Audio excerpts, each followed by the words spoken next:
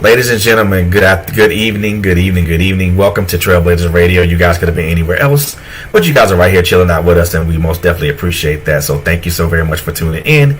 You're tuned into the Author's Alley, and I am your host, Mr. Frederick Beatty, and I want to thank you guys for tuning in and vibing out with us and kicking back and just enjoying the vibes tonight, man. I really hope you guys are having a very good Friday today or this evening, where whatever time of day it is for you, wherever you are. And we're gonna have a very good show, very great show tonight. But before we get into that, I do want to throw a couple of announcements in tonight. So first and foremost, continue to like us on Facebook at Trailblazers Radio with a Z, and also continue to like and follow us on Trailblazers Radio with a Z on Instagram and also on our YouTube channel as well. Also continue to follow my sisters Quinn Jones and Coco Fenton on their respective platforms respectively. My Life Has Destiny, and also Curvy World Entertainment and Travel. Now, with that out of the way, let's go ahead and jump into this, right? Let's go ahead and jump into this, man.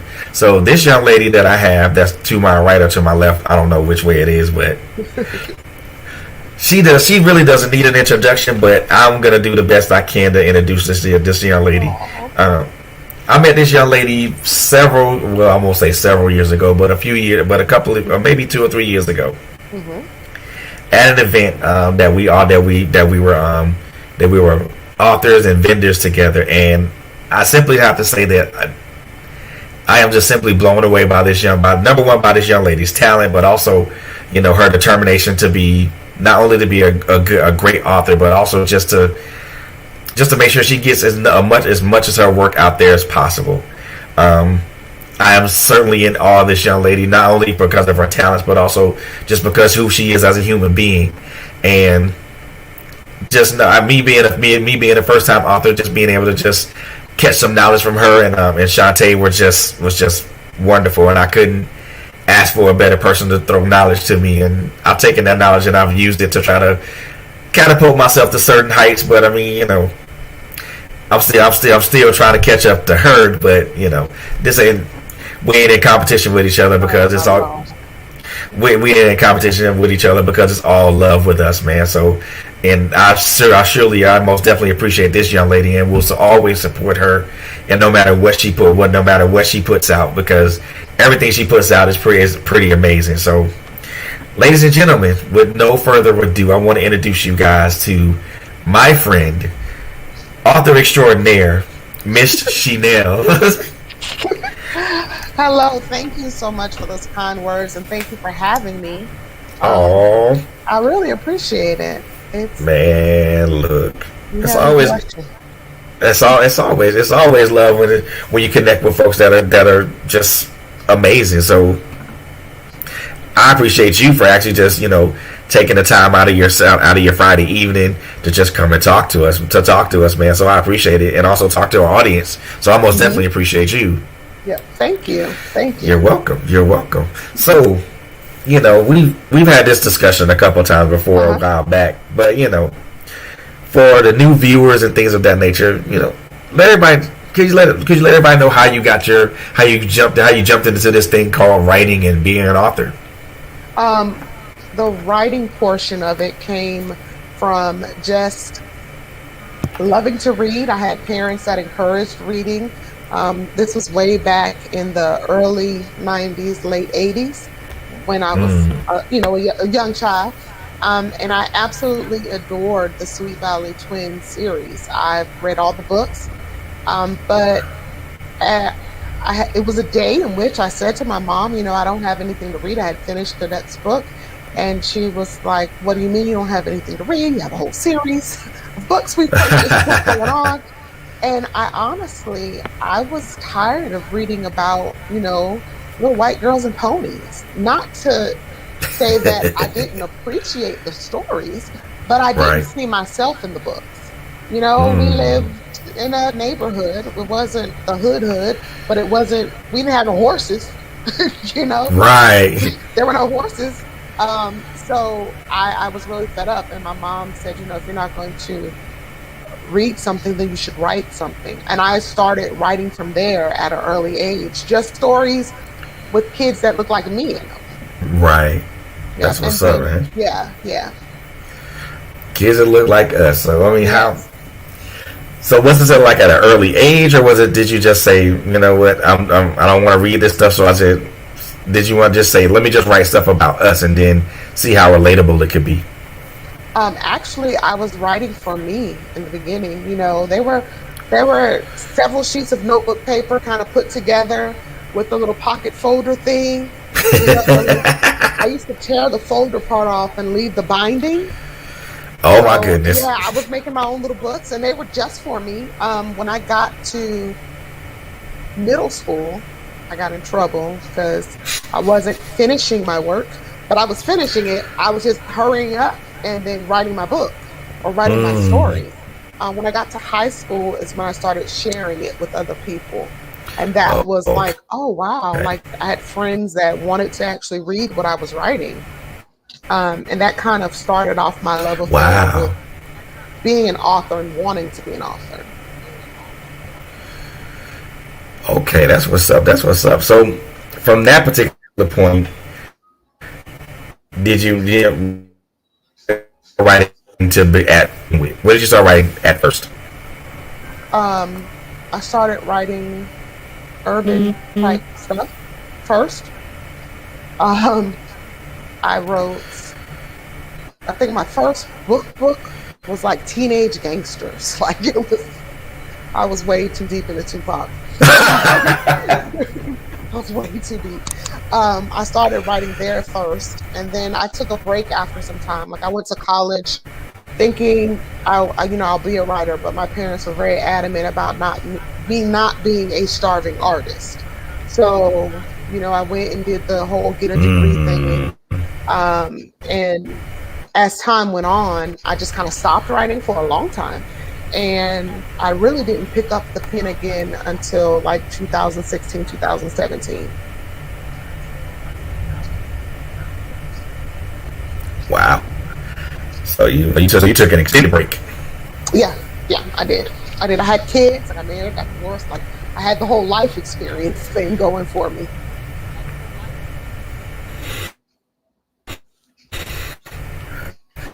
Man, experiences kind of put you in that position of like, let me just start writing some stuff. So, what Yeah. made you come back into writing after you took such a long time? I started off really just my life had changed, and I bumped into Christian fiction like on a whim. I didn't even know it existed. I knew that I had not only stopped reading, but for a while I stopped writing, but for a while I stopped reading because it's kind of hard to, you know, go to Bible study, hear all the good word, and then kind of dive back into something that doesn't mesh with those beliefs. So I had stopped reading. Um, and I Hmm. hungered for a book though. Like I was going on a trip. I really wanted a book. And I just kind of stumbled upon really this Christian fiction genre. And I liked it so much that I was like, everybody should know about this. So I started blogging first. I didn't even jump back into like writing. I started blogging. Um, and my blog caught the eye of my former publisher, who's a wonderful writer herself. And it kind of snowballed from there. Wow. So, just to fall into that from that particular point, and then to where you are now, do you difference in how you write now as opposed to how you were writing then? Oh God, yes. I think with every author, every you learn more as you go, you know? So my very first book and my very last book are totally two separate. Like I cringe sometimes when I go back and I'm like, oh, I missed that, you know? So like I um and I think that's true of all authors. You have to evolve. You take more classes, you talk to more people, you read more books, so your craft evolves. And it's always like the next level. Like so, my first book was good, but my last book was like, wow. And the next book after that will be like, whoa, she's changed some things up. She's learned some things.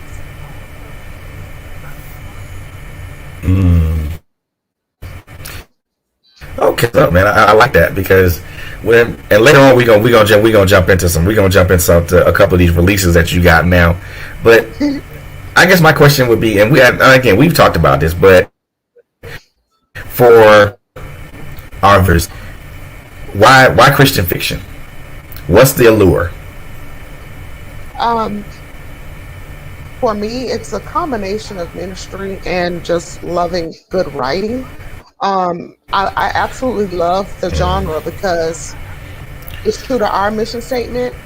And what I publish is to entertain you so that you have a good story, but also something that kind of fills you up a little bit and gives you something to think about or gives you some type of hope, that lifts your spirit, those type of things.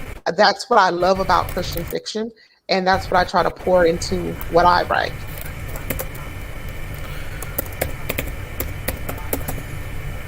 Cool.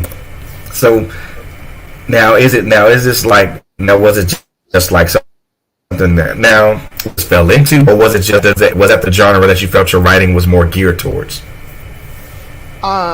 It is definitely more geared towards that style of writing.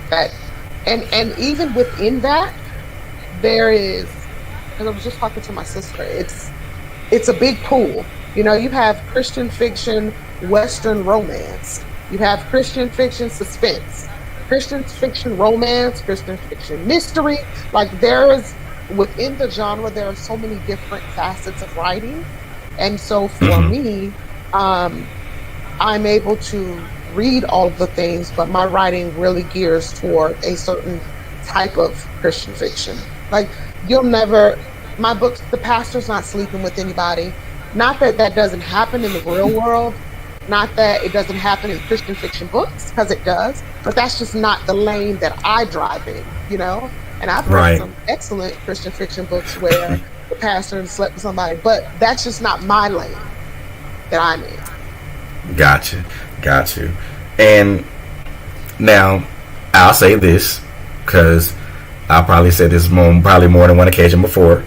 Sometimes, like, especially the Christian fiction or the contemporary Christian authors, or even authors that write, true stories that's based upon, their belief or what God did for them as far as to change their life. They get a knockaround so much as far as, like, they're saying that, like, these books aren't really fiction. They don't classify as, like, real stories. But so when someone says that to you, if someone has said that to you, how would you respond to that?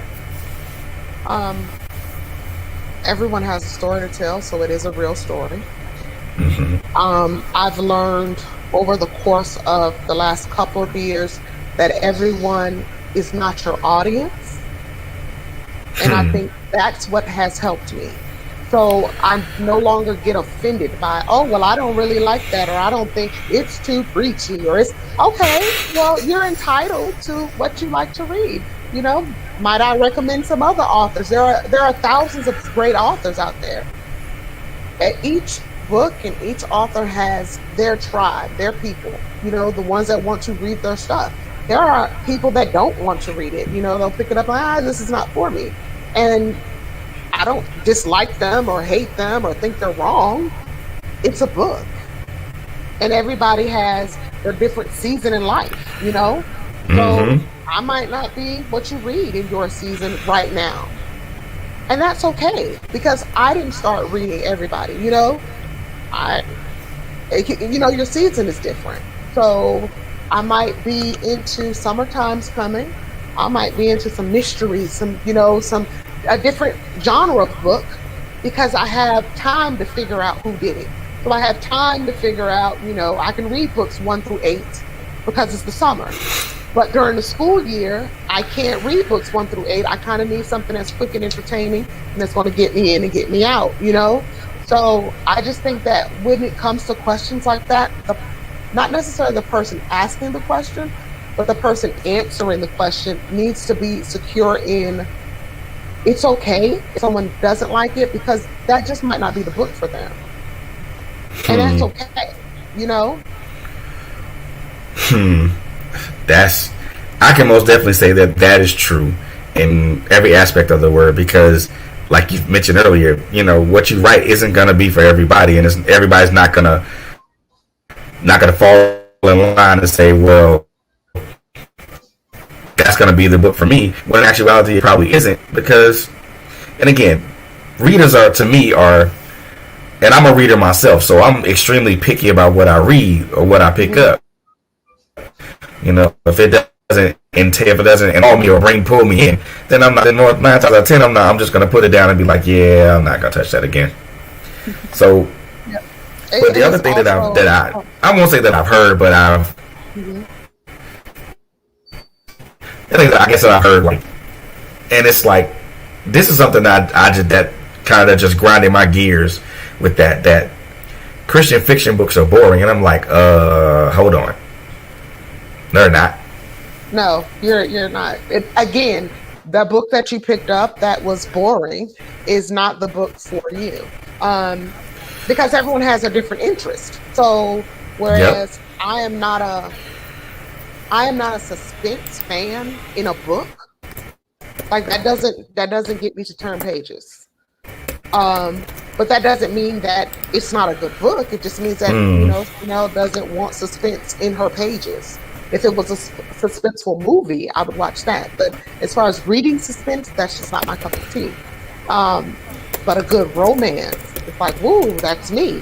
So it's really about kind of knowing where you fit. And it's not that it's boring. It's just that wasn't the book. Pick up another one. Right. you know?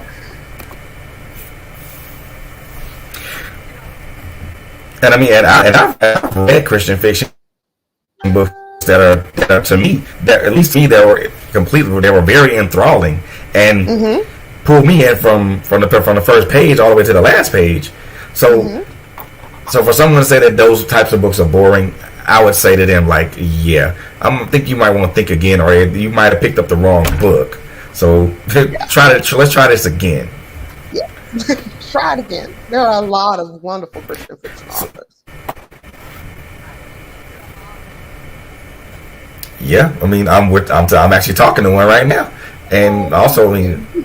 I mean, Shantae. I mean, oh my gosh, Yes. I love her. I miss oh her. I my god. I miss mean, and Shantae. getting Oh together. my gosh, Yeah. man. Yes, that lady right there, man. Oh, yeah, I love her. I love her. Now, Shantae, if you're watching, if you're on Facebook, hi. Hey, Shaka. We miss you. We We miss you. miss you. COVID sucks. We miss you. So, yes, it does. Yes, it does. So, who's your influences as far as who influenced you to write, besides just maybe just your desire as a reader? Were there any author influences or anything of that nature? Yes, there and it also grows. So my first Christian fiction book I wrote was by Ian Joy, and then I read all of her books, and then I reached out on Facebook, and she reached back. Then I had a whole fangirl moment because she reached back. Um, and from there, it kind of grew. My former publisher, Denora Boone, she can write magnificent fiction that kind of really makes you think about things. Um, Lakeisha Johnson, there are so many. Mm-hmm. Tanisha Stewart, Reagan Dennis, like there are so many women and men, because there's H.H. Fowler and D.A. Bourne. Like there are so many people that I've met on the journey, and each of them gives something to me. Like each of them, if it's a nugget or just watching their books on the charts or seeing that they're coming out with more books, the concept of what they have going on. All of those things are a great influence.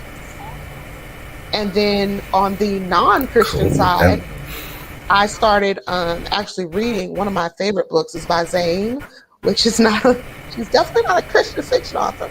But what I loved about her books was when you got past all of the erotica, she has a good message in the book. Like there is something deep in the book once you get past the erotica. Mm-hmm. And I really enjoyed the skill of that because that takes skill. Cool. Oh yeah, to write stuff like that and then try Yeah. to put a message behind it. Yeah. Hmm. So I see it in one of your logos. Uh-huh. Entertain and edify. Yes. Let's talk about that. What is it? What does that mean to you?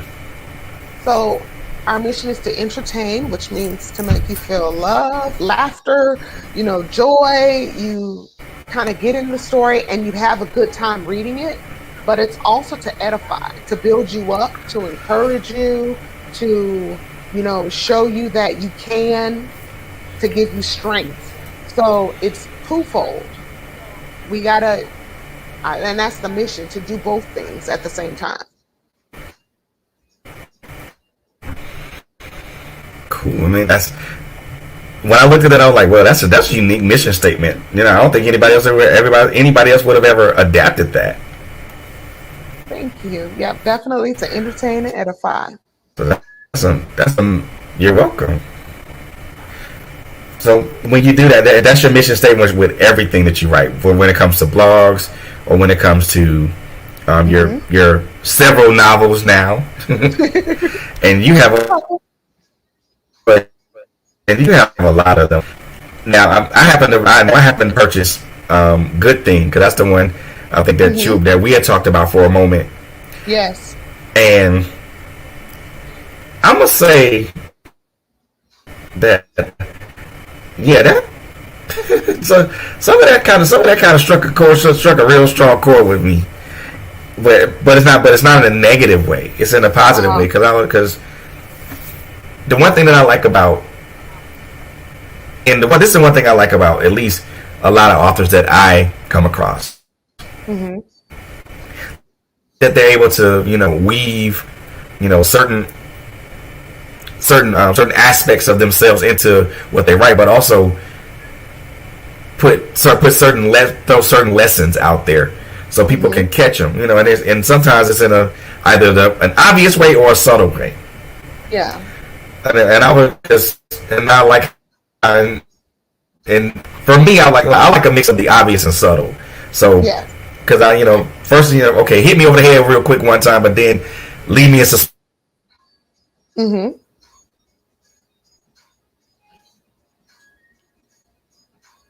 Uh-oh.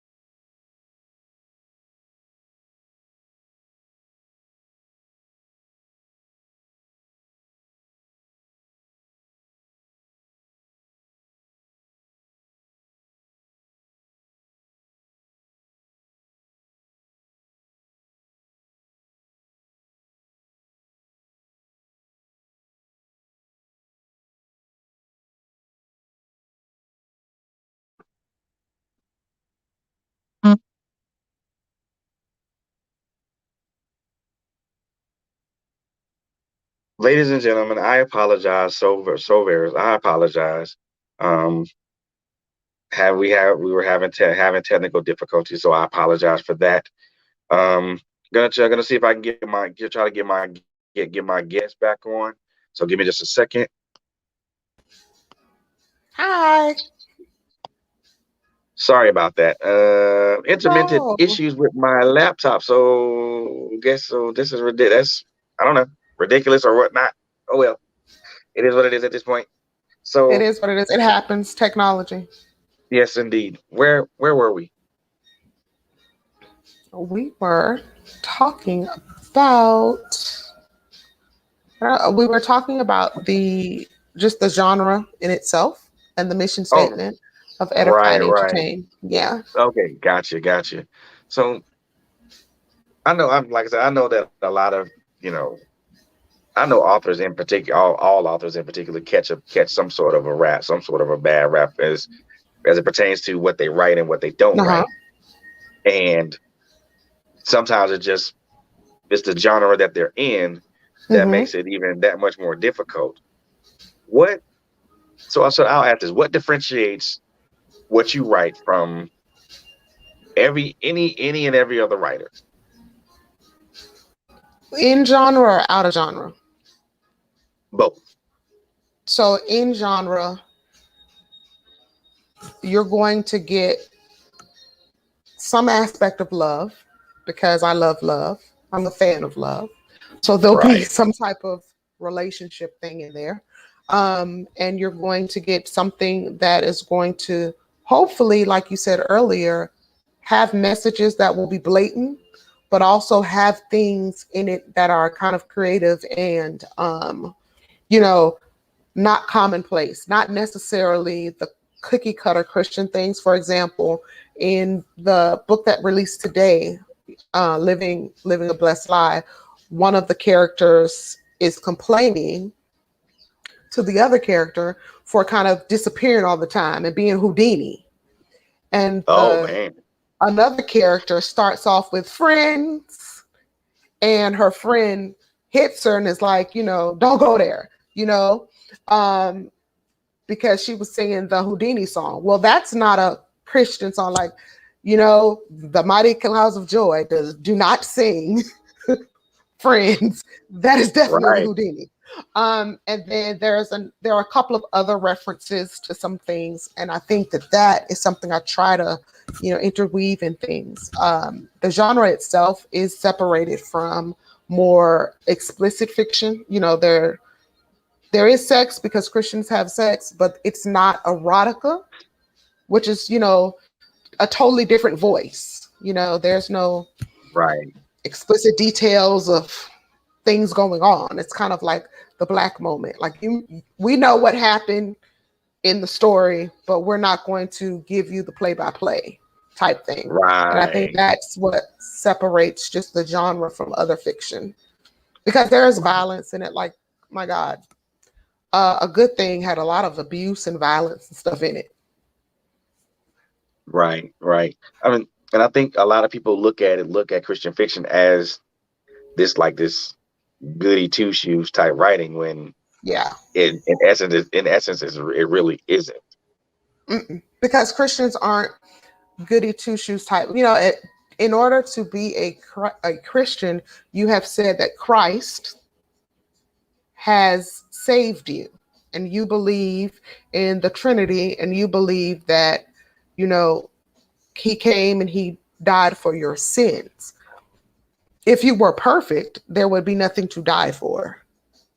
Right. So, by its name, being a Christian is someone that is definitely flawed, that has definitely done some things that are outside of, the Ten Commandments or what the Bible says verbatim. So Hmm. that's what makes you a Christian. You believe in Christ. Well, what does that mean to believe in Christ? Well, you believe that He came and He died for your sins and He rose on the third day. Well, if you do all of that, then that means that you understand you're not a perfect person. So the genre cannot be cookie cutter ish or, everyone's living a perfect life because that wouldn't be true. Exactly. because when I think that critics or even other readers tend to psychoanalyze that type of genre, Hmm. and be like, well, I ain't gonna read it because it might be boring, or it might be just like Hmm. ugh. I'm like, you never know until you flip the pages. And you'll be surprised. Exactly. I mean, I know when I read Good Thing, I was pleasantly surprised. And when I say pleasantly surprised, I mean that with a capital P. Thank you. Thank you. You're welcome. And it's for me, I'm a reader at heart. And so I'm a reader first. Hmm. And if a story is engaging and it pulls me in, I'm really not gonna give a whit about the genre or who wrote it. Yes. I'm always gonna be Hmm. like, hey, this is what I like this. Yeah, that's me. And I've gotten into K dramas. I don't know why, because K dramas are Korean like soap opera type thingies, and so I find myself on Netflix just sitting and watching. You have to read it because it's all in Korean, and I don't speak Korean. But if the story is good, you're going to watch it. So I find myself, watching episode 1 and 2, and then hours and days later, I finished all of K2 because it Right, was a right. good story, and like I said, I don't speak a lick of Korean. I just be reading. Oh, man, let me tell you.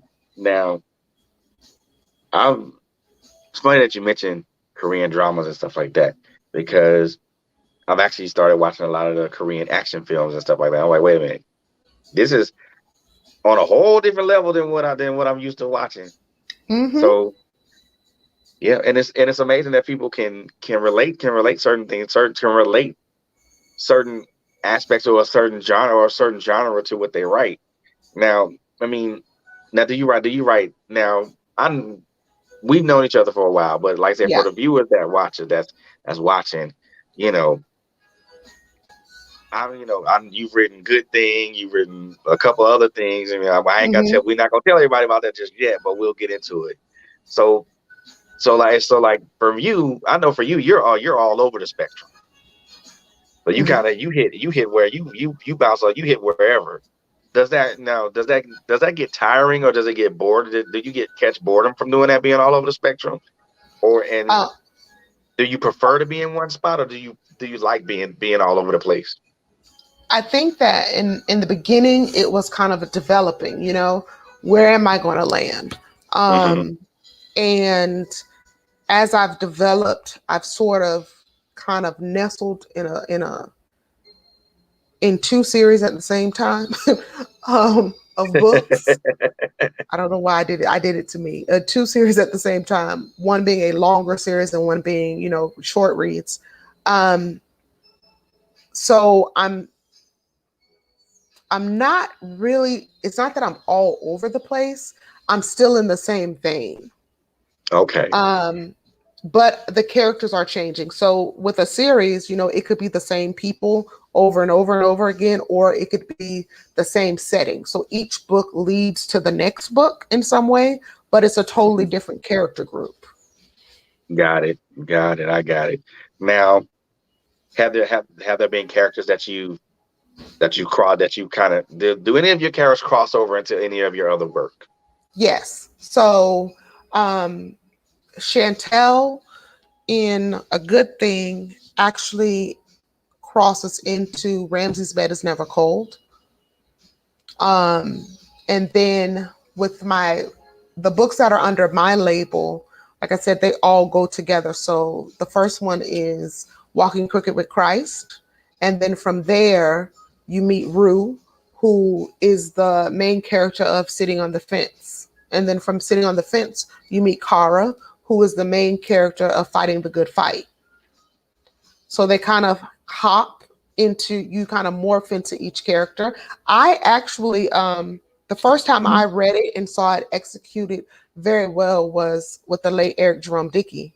He had a Yeah. couple of characters from Drive Me Crazy that kind of went into the different books. And I absolutely love that. Like I loved because it was familiar. You know, you knew the person's backstory and it was like, oh, like an old friend kind of came into the book with you. So Exactly.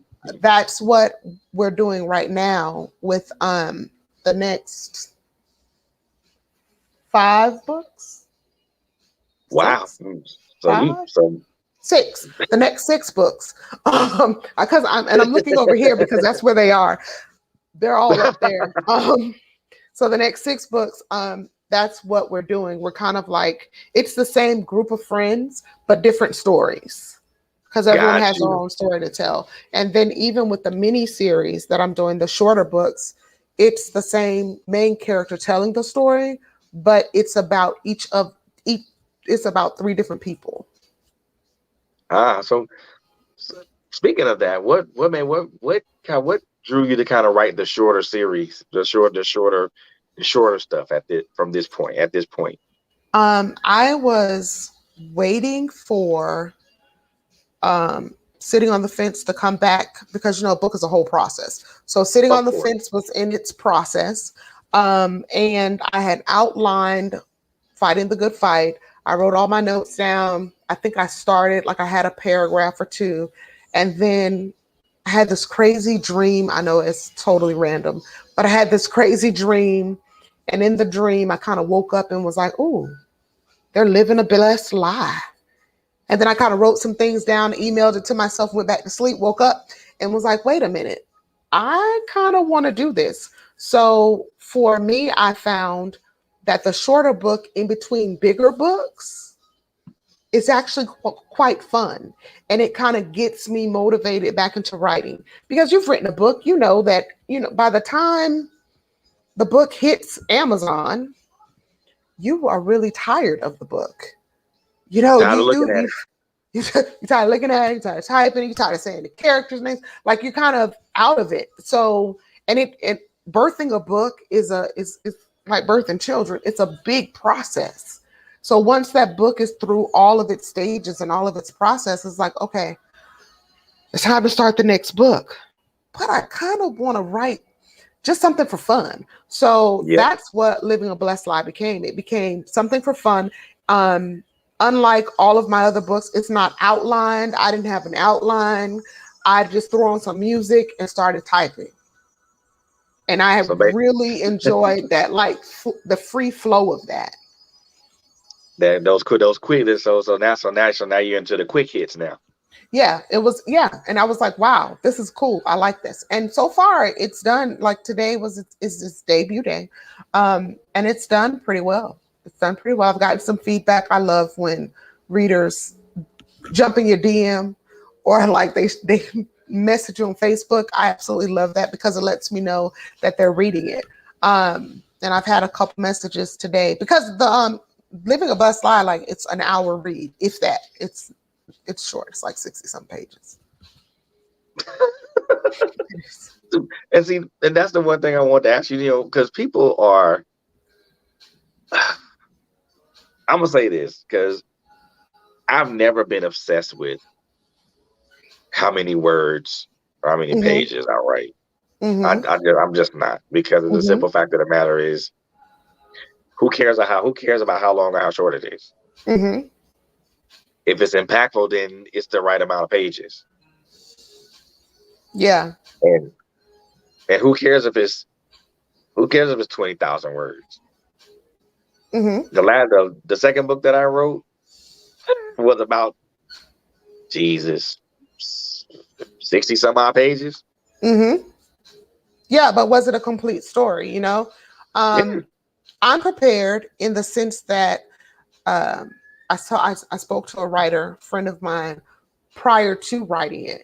I had the idea and the concept. I knew it was going to be like a quick read, and she's like the queen of quick reads. So I messaged her and we spoke back and forth, and she said that as long as it's a complete story, but that prepare yourself for the fact that there will be people that say, well, it was too short, um, because it's only 60 pages. So when the book went to my team, my A team, one of my people that are on my team, she did comment. She was like, I loved it, but it was short. And so I've kind of prepared my heart for the, why is it just this many pages? But it is what it is. It is what it is. It is what it is. Like, And then, I know for me, when Susan, I just shrug my shoulders and like, when it's done, it's done. Yeah, yeah. When you do, and I tell people this all the time, and you probably agree with me. When as a writer, when you're writing a story, when there are no more words that come to you, at that point you're done. Yeah. That's the draft. So then now you're going back and you're doing all of the tweaking and twirling with it. But yes, definitely. Because you don't want to force, for me anyways, I don't want to force it to where I'm adding in fluff content or things that don't, just to make it and stretch it to the 50K or the 45 or, the 40 mark.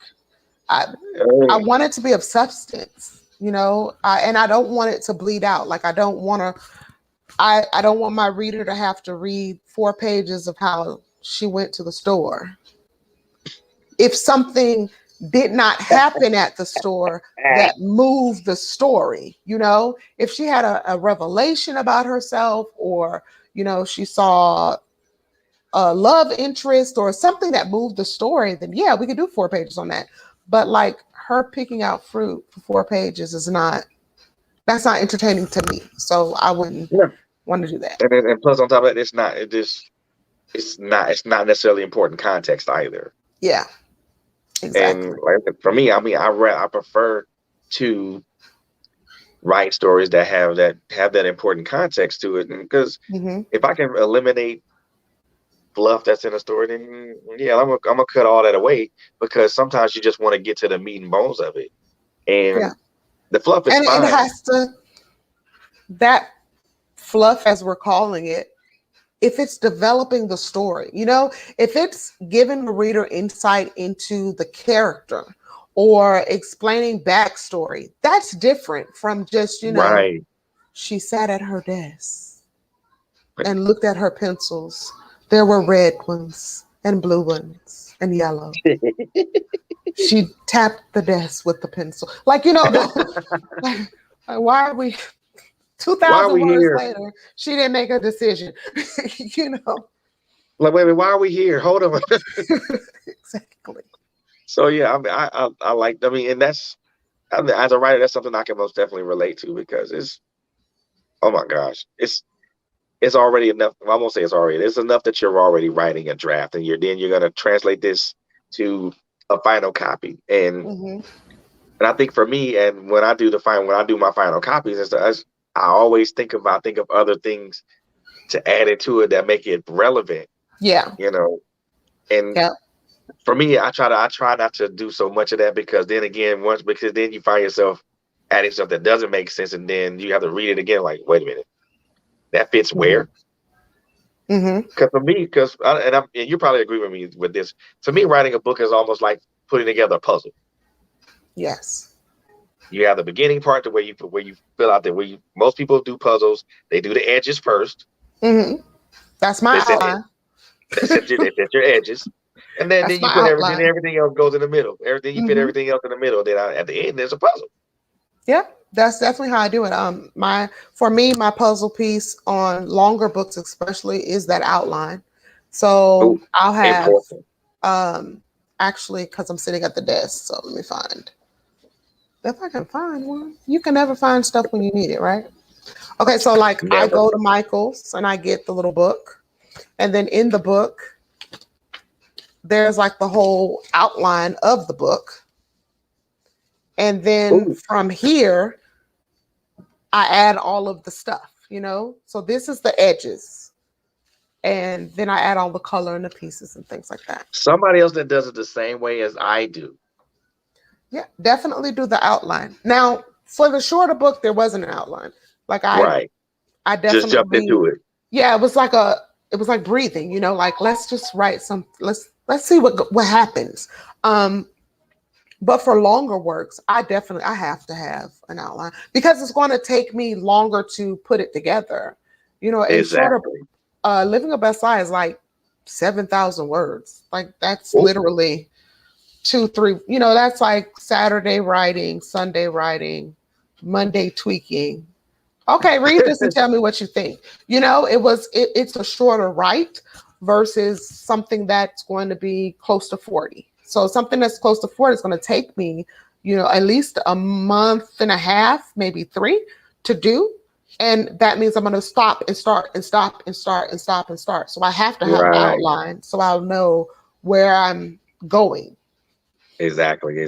So I thought I was the only one that did that. Oh no, I love the outline. Man, right. I thought I was the only. I thought I was the only one that did that. I mean, because I'll get a pen and a piece of paper. I get a pen in my notebook and jot away, Mm-hmm. and then next thing you know, I'm halfway through the notebook. I'm like, wait a minute, how did I get here so fast? Mm-hmm. All you do is you Yep. just scribble it away, Yep. and all of the next thing you know, from that outline, now here comes this man. Now this book manifests, Yes. and then now you have another baby to take care of. Now you have another baby to take care of because you got a marketer and you got to Oh, yes, share yes, with yes. people. And Man. Now that's the one thing I want to ask you, because marketing a book is already, for some people, that would be me. Marketing a book is already a exercise in either futility or frustration, and it's usually the second one with me. The frustration. futility, yeah, the futility part I throw out the window because, well, I wrote it for a reason, so it's not a futile effort. It's usually the Mm-hmm. second one, which is the frustration. Mm-hmm. How in the Christian fiction genre, just by in and of itself, in the genre, in the lane that you ride in, Mm-hmm. how easy or how difficult is it to market your books, whether it's a quick hitter or whether it's more or less novella length or novel length? Um, I don't think any marketing is easy. I think that it's all hard. It is. It's all hard. It's all a separate work outside of the whole marketing, writing of the book.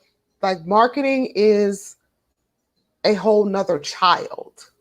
Ooh, yes, it but they is. but they need to go together. Like there's a quote that I love that says there's a difference between a well-written book and a well-marketed book. There are books that are phenomenal by phenomenal authors, but nobody knows the book is there, or only a handful of people know. So it's not that the book isn't good. The book is great, but no one knows. And if no one knows, then no, it's not trending, it's not charting, it's not doing all of those things. So marketing is extremely important for all authors. I think that when you have a book, because there are books that are well marketed, and it's like, it was good, but it was just good. It was like, okay. Um, so there's a balance with that. And Always. it's difficult. It's very hard. It's very tedious. I I like to read. So outside of reading in my genre or reading, other stuff outside of my genre, I do a lot of marketing reading. Like, how do you Right. do this? How do you gain, how do you convert Facebook friends to newsletter friends? Because you don't own Facebook. Facebook's Yeah. job is not to make you money. And if they think you're making money off of them, they're going to flip that algorithm around and like 2 people will see your stuff. Um, you Big time. know, Oh my God, big unless you time. are running Facebook ads. So it's not there to, so with that being said, you want to make sure that you have your own lane, your own newsletter or your own platform where you can reach readers, Right. because we don't own the big giants, but you have, and with that being said, you still have to be on those too. Yes. And then there's I'm reading .com secrets, but I'm also reading another book where it talks about making the Amazon work for you and how to do Right. some things within their algorithm, because that's an algorithm in itself as well. Oh, So, Jesus. Oh, yeah, oof. it's Yeah, read, man. read, read and attend things, and also read, attend things, and know that it's going to change in 3 to 4 months. Yeah, yeah, because all that stuff just changes so often, and Yeah, it's I like, was. Mhm. Yeah, it changed within 3 to 4 months. They're going to come out with another policy, so you're constantly having to study and kind of pick up on what's going on. And you can't let the social media platforms be your only platform that you are telling people about your book, because yes, yeah, important, Facebook, so important. listen, Facebook put me in Facebook jail on release day for one of my books. I was like, yeah, They put it's you in release day. Facebook jail. What? Are you Oh serious? God, I was in Facebook jail for the release of my book. I was so sick. But I learned not to rely solely on Facebook, Indeed, and indeed. B, the power in networking and supporting others, Right. because I loved other authors and I supported other authors. When I went to Facebook jail, I just simply put a message out on everybody's messenger. Hey, Facebook put me in jail and today is release day. Can you please share my book? And so I had people sharing it for me because I was in Facebook jail. Mm. It's always something, right? It's Yeah. always something with Facebook jail, and they put you in. I mean, and hey, we love you, but you It's can't a be stop double-edged being so sword. sensitive. Yeah, and Yeah, you have to understand the purpose of a thing. Like I was in awe with Facebook on that day, but God had to reveal the purpose of Facebook is not so Chanel can sell books. exactly, exactly. The Facebook people want their money. It's not, they're Oh not, yeah, the platform was not created so that I could sell books. The platform was created to, share with friends and to keep up with family. So, with that being said, you kind of got to work within the lines oh yeah, oh so that you can hell work yeah, outside of them later. oh yeah. Because and then with that, you have to understand understand the constraints of the constraints and limits Hmm. of where you market your stuff, where you market your things at. And so many people just be like, well, I just want nah. You better have a couple other avenues, Yes, definitely. Yes, and definitely. it's important. I mean, and I think for those who are watching us, and those who are trying to come, who are wanting to be authors or poets or writers or whatnot, let let's touch on a little bit of how important marketing is to a writer, whether or not they're writing blogs or books. How important is that to get your number one, get your book out there, but also pull, poke your message out there. Um, Next to writing, it's number one. Like they're like twins. They're fraternal because no one. One's different than the other. Yeah, they're fraternal. Like writing is, this is what I love to do. But if you love it and you don't market it, then no one knows. So if it About what depends, you and it do. also depends on the purpose. Like if you're writing for your family, that's Mm, different. That's, telling everybody, hey guys, I wrote a book about our family, or I wrote my memoir. If you're writing for,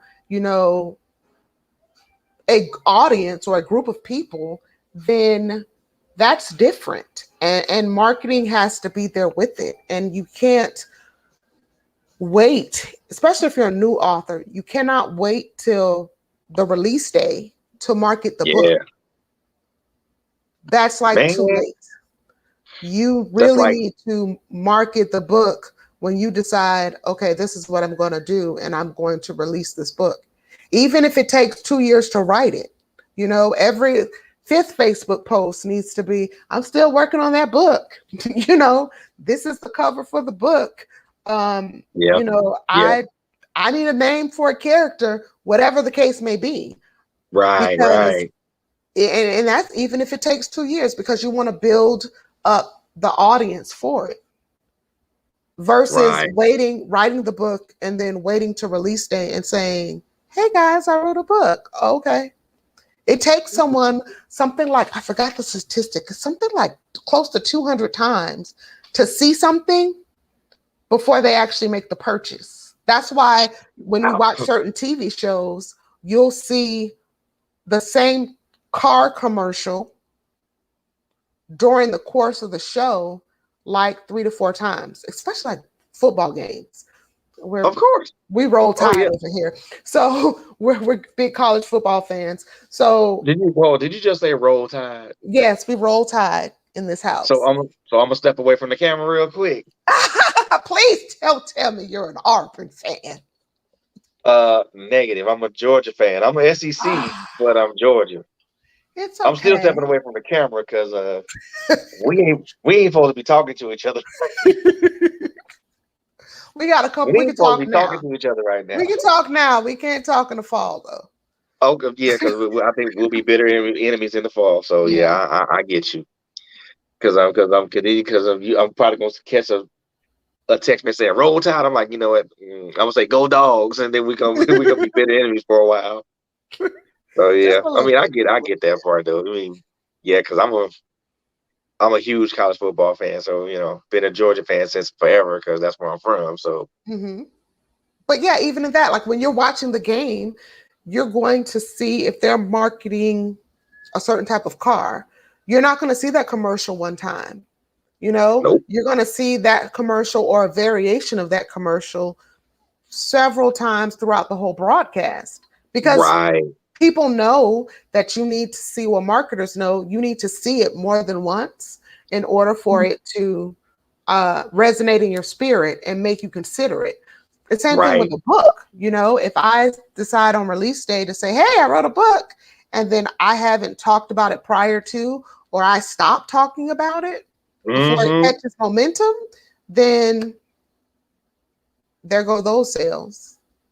Yeah, and the potential followers too, Hmm. potential readers, Yeah. and that's even worse. That's even worse. Mhm. So give me a I'm gonna take a quick break. I'm gonna Okay. grab my phone charger because yeah.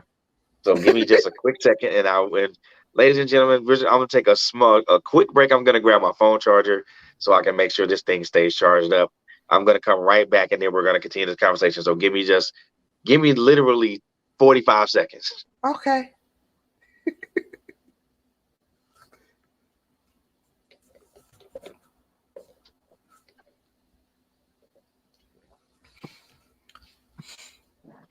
Because if I don't put this phone on charge, yeah, Yeah.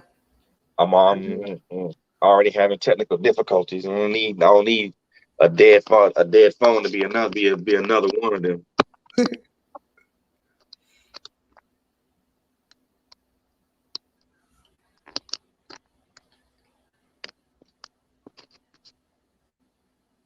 Come on.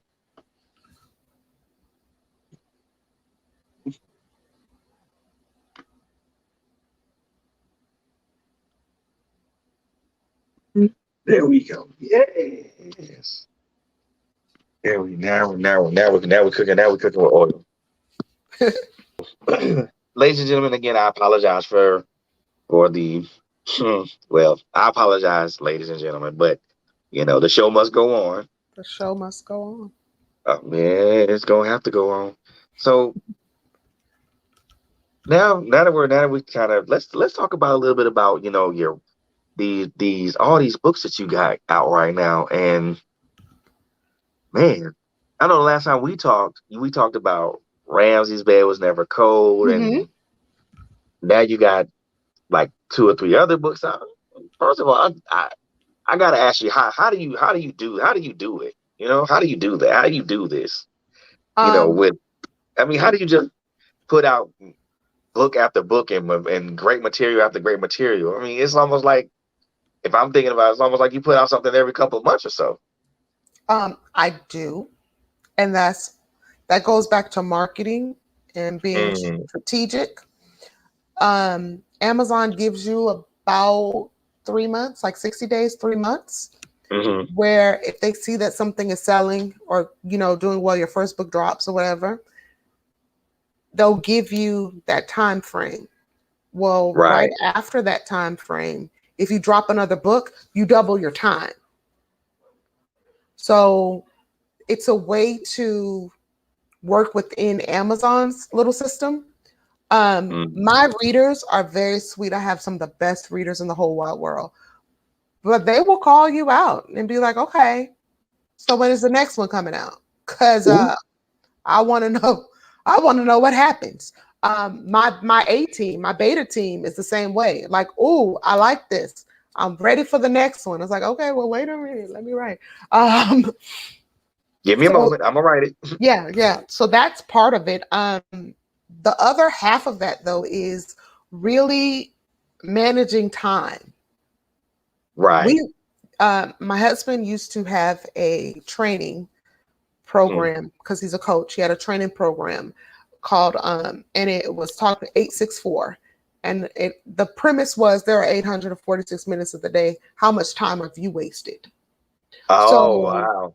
it's having a time management system in place that allows me Mm. to write, and I don't write every day. Like that's one of the big things. Like you have to write every day. No, you don't.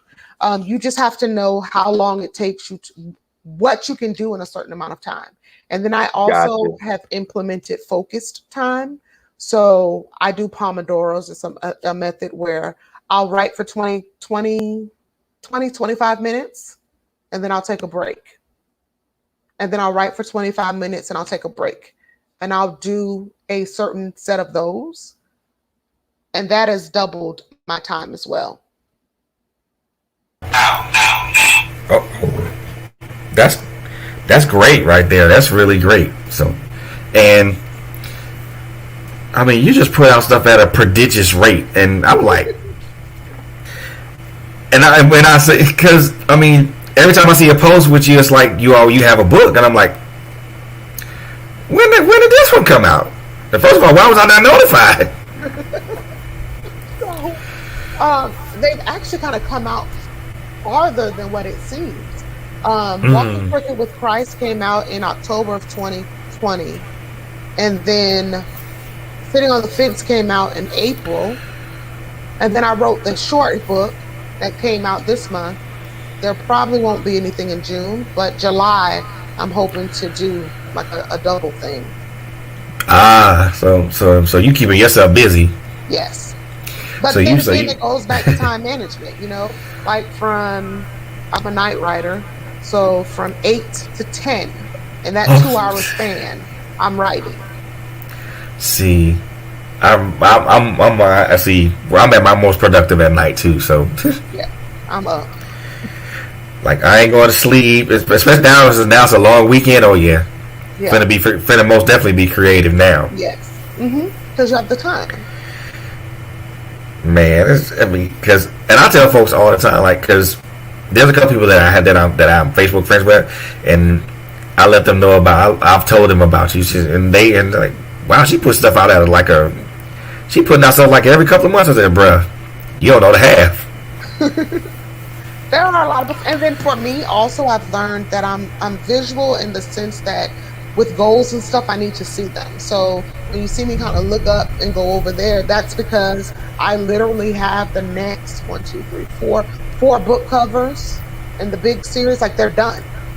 My cover Wow. artist is amazing. The cover is done. So it's like, okay, well, I have a cover for it. I need to write the story.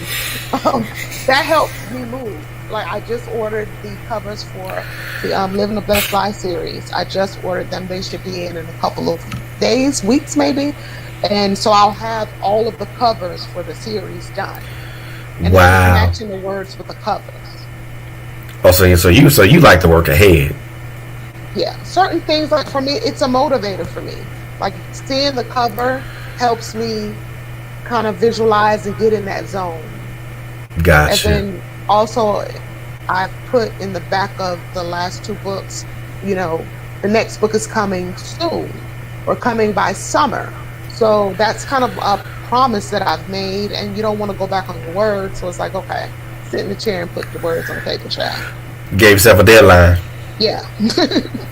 See, I am horrible with deadlines. Well, I hired a whole business coach. See, Like I'm still. yeah, I hired a whole person to basically say, "Well, you said you were going to do this. Where is it?" hmm They put you to task. Yes, yes, I hired a whole person for that. Best decision I've made.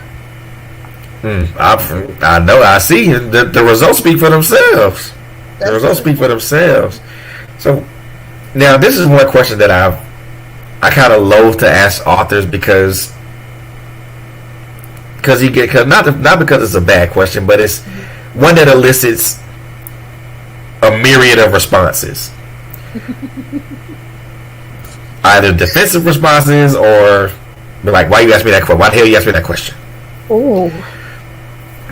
But as a writer, being in this game, and I won't call it a game, but being into this thing for so long, do you still feel like you got to axe the grind? Don't we all? I mean, no, like legit. I don't think there's, for me, now I can't talk for everybody, I'll use an I statement. For She Nell, there's always something you could have done better. There's always something you could have learned. There's always something you didn't know that now you know because you read something or you attended a workshop. There's always a class to take. There's always someone ahead of you on the bestseller chart. So you want to know what they did. So yeah, there's always an axe to grind because it's always evolving. And I would pray to God that I never get to the point where I'm like, hey, I arrived, I'm here. Like, then what good are you? If you're at the top of the mountain, what good are you? Man, yeah, I get you. Oh, because if you're at the top of the mountain, you're at the pinnacle. I mean, there's no other. Yeah, you can't climb. There's no other way. I don't think that there is. And I prefer to do that. I prefer to have the axe to grind. Yeah. No, go ahead. I'm sorry. I'm sorry. No, because I don't believe there's a top. I think that there's always something new, especially in writing. Like, it changes every other day. The stuff that you were able to do on Facebook in 2017 when I wrote my first book, you can't do those things now. They're not showing all 1,000 of your friends your posts. You know, you can't do those things. Those things have changed. So there's always going to be something to climb. Always. I mean, and this is for young writers there, and also veteran writers. If you think you've made it to the pinnacle, you probably haven't, because there's always another mountain to climb. There's always another hill to another peak to climb over, another hill to climb over. So if you think you made it to the pinnacle, well, you may have just touched the surface. Yeah, like Miley Cyrus said, there's always going to be another mountain. Always going to be another hill to climb. I'm sorry. I was always. Man, look. Sometimes you have to be. And the one now, see, this is something. Now we gonna get to the meat and bones of how. Now we're not gonna talk about writing processes and stuff like that, because those are ancient Chinese secrets. So we won't get into that. But the one thing I will ask you is, like, you know,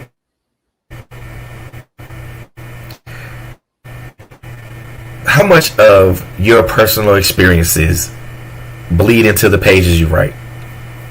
Oh boy. Now, see, the axe to grind question was that was a lot better. This one is was the easy one. Yeah. You can be as forthcoming or not as you want. All of the characters have they all start with something that I've either kind of been a part of. Like a lot of them, especially early on, a lot of them were personal stories. Not that all the things that happened to the characters happened to me personally, but they were definitely moments in the books where it was kind of true to my character. And then I've started to kind of branch out a little bit, because in the book I'm writing now, Fighting the Good Fight, Kara is nothing like me. She's totally not like me, but I enjoy writing that. But like Chantel, there were some things about Chantel in A Good Thing that were very much true to my character, and then there were some things that weren't.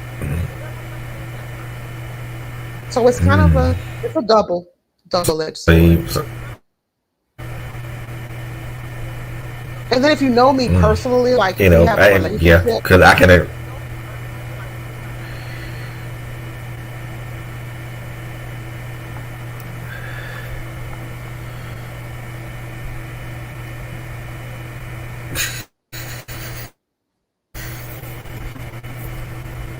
You there? So I mean, I don't know.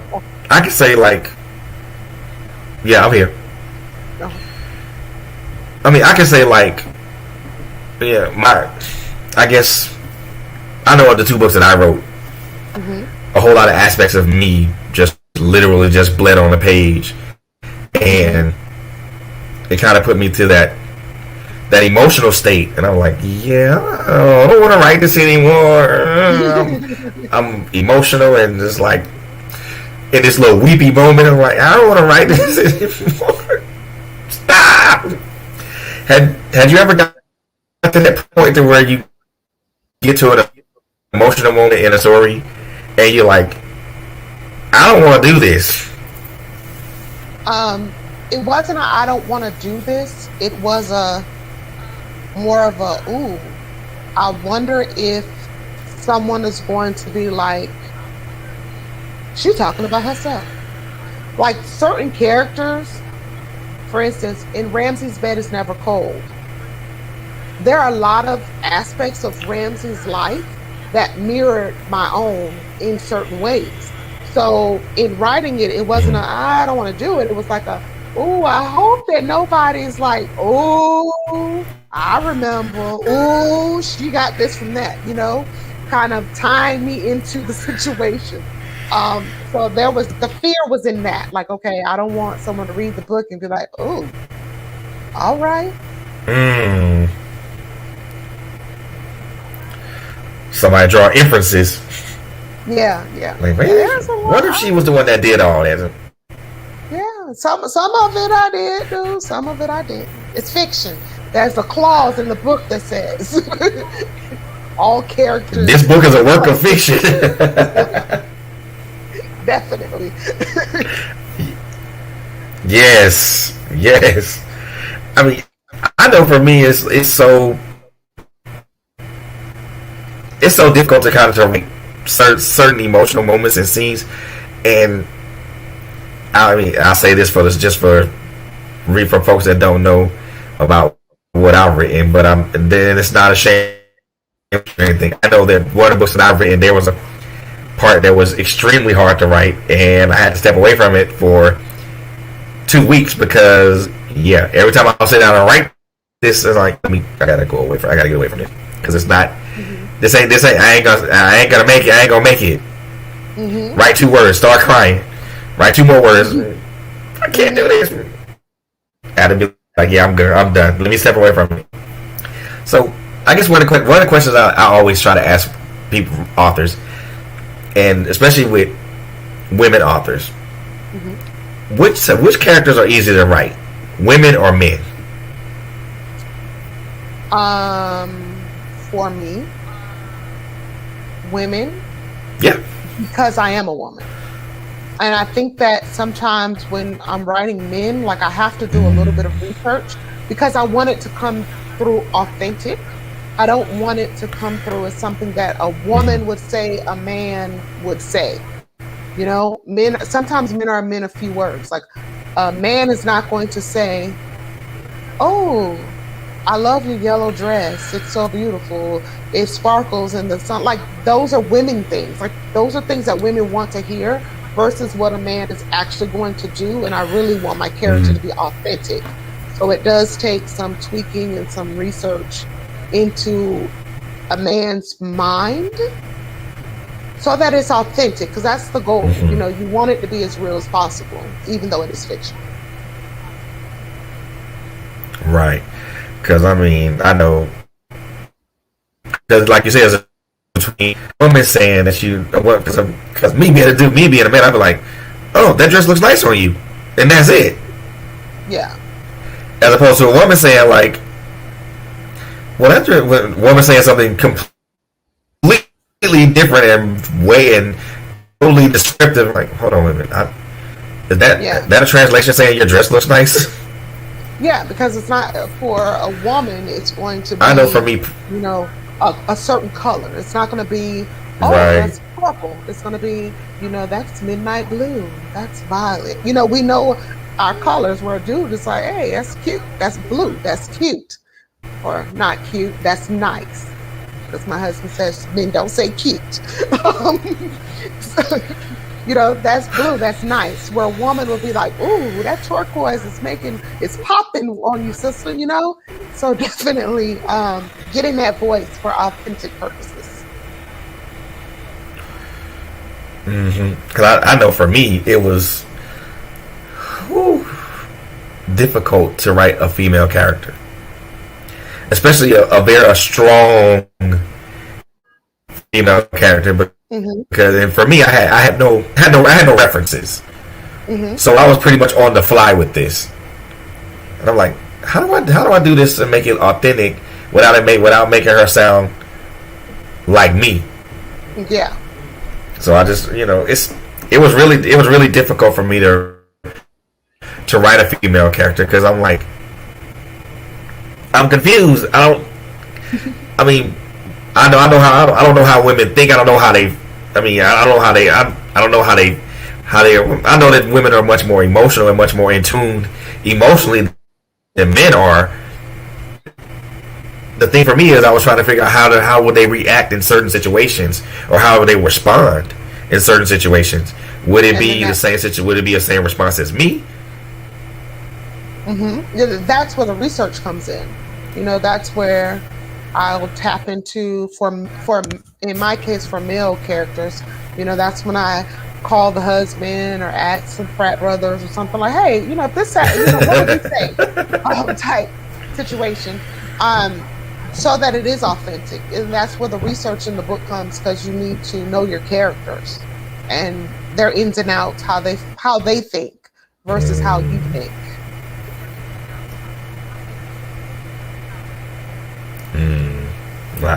And I think that it's important to have characters that are extremely relatable to people, because it doesn't. I always look at this. It doesn't matter in what book or what series that you write. There's always going to be a character that's going to relate to somebody in some way, shape, or form. Or they're going to be like, "Oh, she's me," or "I'm him." Yeah. Or I can't stand her, because even that is relatable. Oh my gosh! I read books to where one of the characters is so despicable. Like, this fool do something else. I'm gonna jump in this book and I'm gonna hurt. Yeah, but that's engaging. Like, you want that. You want the reader to write you and say, you know, Shelby is getting on my nerves. You should have cursed Shelby out. Like, those things. You want the readers to say that. You want them to feel that level in the book.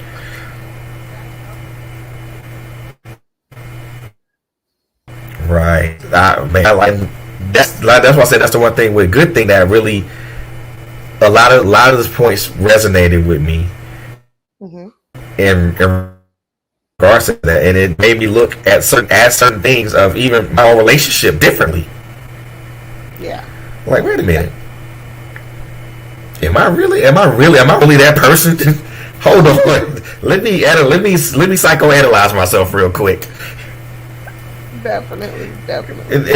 And that's I think that and I think that's the power of words, or anybody that writes a book. It forces you to look at yourself in a different aspect, and then you like, Yeah, wait a minute,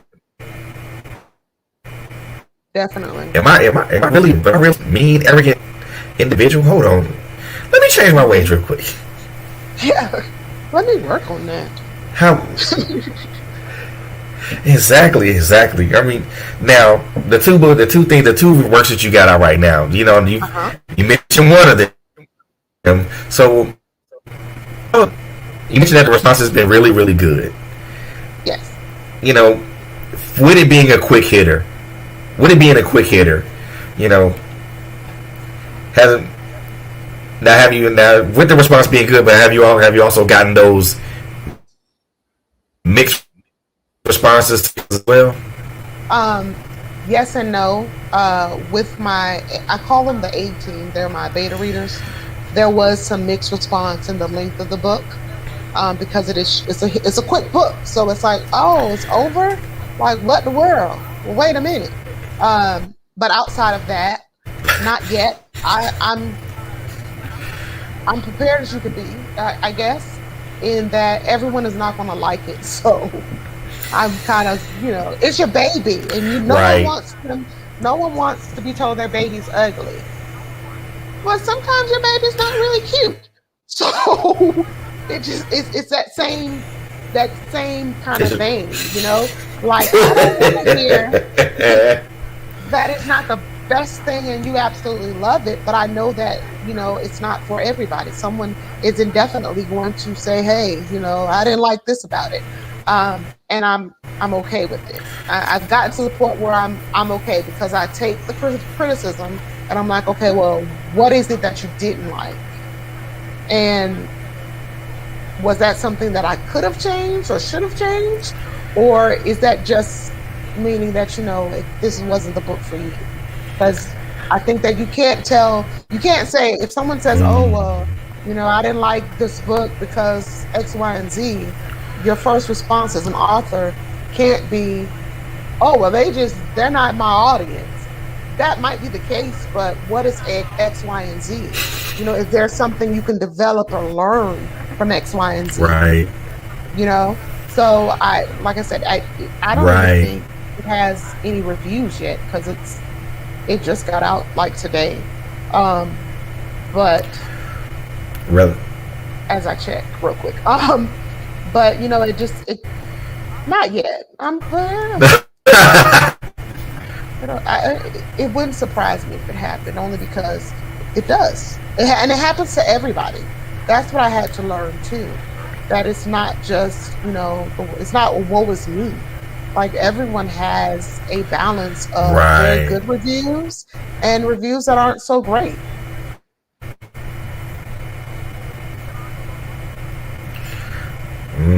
Both. And when you look at them bad reviews, like, geez, are they ultra critical, or they just don't like it? And sometimes it's all of that.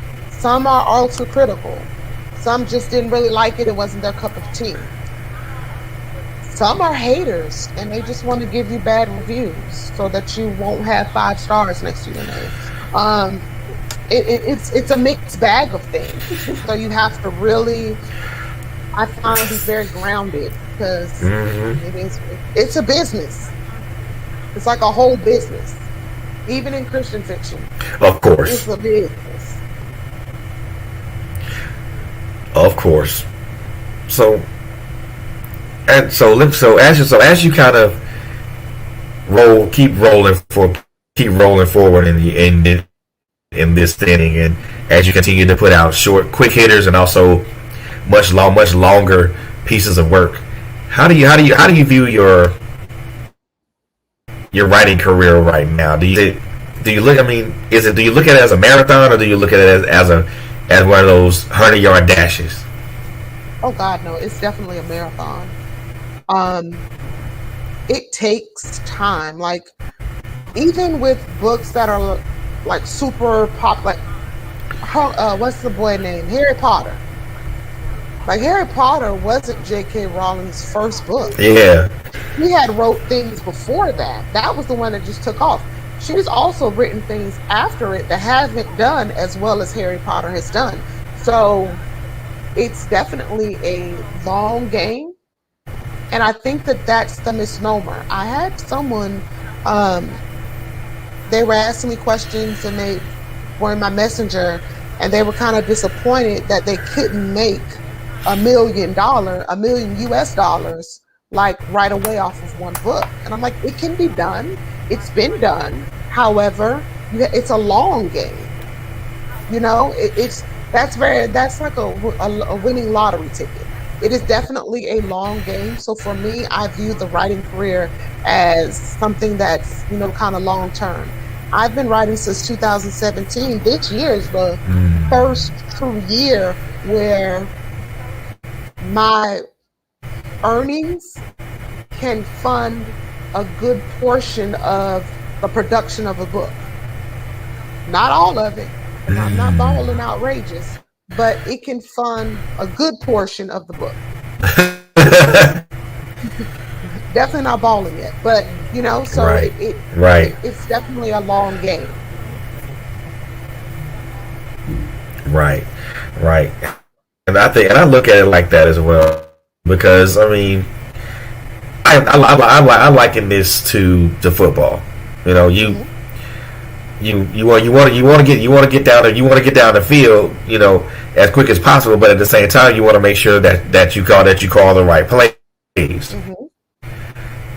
or that you script the right plays, so that way, you know, you don't make a mistake, and so you don't make a mistake. So, you know, and you have to be able to have it to sustain those long drives.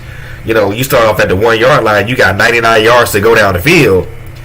You know, you don't want to go. I mean, I don't want to go for the home run off the top. I don't want to go for the home run off the top. Let me go down the field. Let me just go down the field steadily. You know, once I get to the red zone, then I kind of may hurry up a little bit, but not too much, because it's still like you said, it's still a long game. The end goal is still get to the end zone, but why rush it? Yeah, and I agree completely. And also, as you're going down the field, you know, you're learning to read the defense, and that's in writing as well. You know, as you're playing the long game, you're learning to read the algorithms. You're learning to read what's going on, so that you know if you're going to pass or run. You know, you have to know, though. You have to read the defense, so you'll know what to do. When they snap the ball. So same thing in writing. You know, you have to read the algorithm. You have to read the market, so you'll know. You know, do you wait and you know, make something stretch longer? Or do you write the long book but also hit them with something real quick, like a quick read? Right. And it's, for me, it's like, you know, and I still, you know, for me, every once in a while, you want to take out a gadget play, you know, some little trickeration every once in a while, you know, or, you know, and then you think about it from like down and distance situations.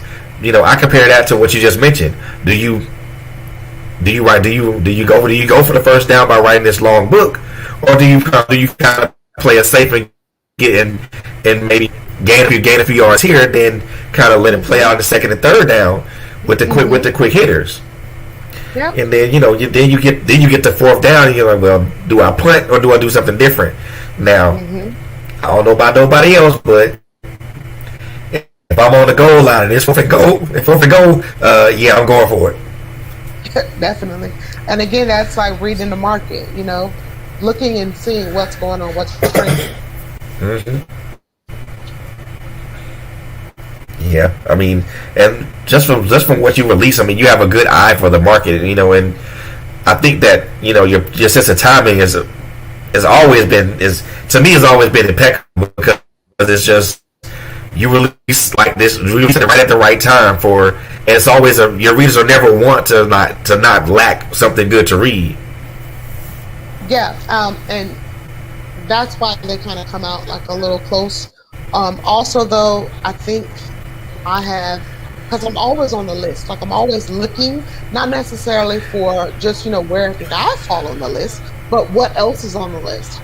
So I was talking to my sister earlier, and I noticed that there are it's Christian fiction, cowboy romance, and I'm like, oh wow, or Christian fiction plantation romance, like historical.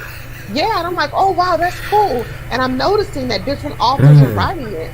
I'm like, that's not, that's something that's a market. So if that's your thing, and you want to write that, by all means, because it's a market for it. But you also, I think, the most important thing is you have to know who you are. I'm not writing a Christian fiction cowboy book. I might read a couple, but I'm not going to write that because that's not my vein. That's not the lane. That's not the lane I'm driving in. But all of that to say, you have to know what's going on around you. You have to know what other people are doing, what's selling, what's not selling, and factor that in too. Of course, all the time. So, how important is it to be?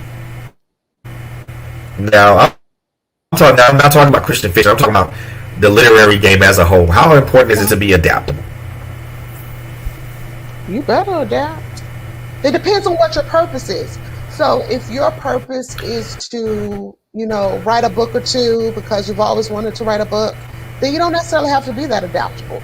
If you're writing a book for, your family, to capture your history, your family history, you don't necessarily have to be adaptable. If you want to be an author full time, one day, then you do have to adapt to how things are going.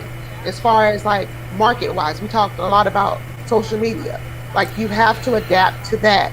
You have to adapt as you write, because there's always room for improvement. So whereas someone might read a good thing and be like, oh wow, this was amazing. When I read it, I'm like, oh God. Because and I've changed, and I've learned more things. I've taken workshops, and I learned the importance of sensory in a book. So now there's more sensory in books, whereas there was some flat moments in a good thing.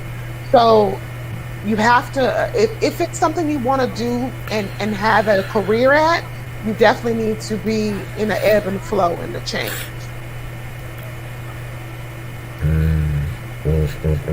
True. So very true. So very true.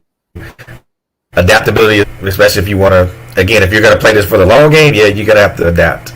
And so, and you mentioned like the difference in how you write between the first book and now your latest release, and you said it's like night and day.